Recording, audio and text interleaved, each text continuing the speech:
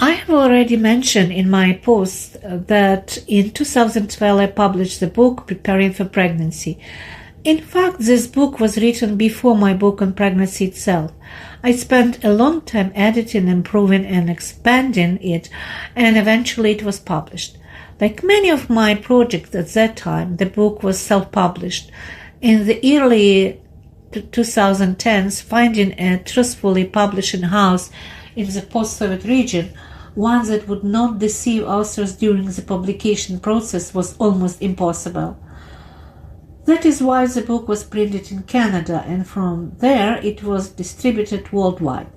Today I can say with great pride that this was not just a unique book, it was the first book in the world devoted to the topic of detailed preparation for pregnancy and published under exactly such a clear and direct title.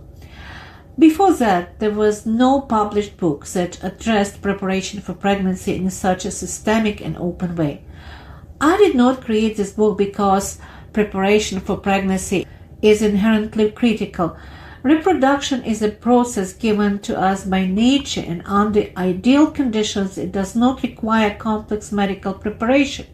However, unfortunately, in the post-Soviet region, women have for decades, and still do, faced medical aggression, abuse, and have effectively become victims of numerous commercial diagnoses. Incidentally, the term commercial diagnosis was introduced by me.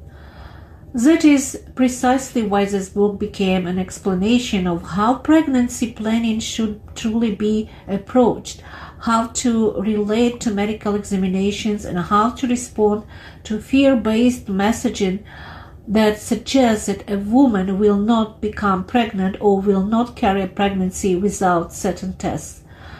The book became popular quickly because it gave women what they had long been missing: clarity, calm, and support grounded in common sense and evidence-based medicine.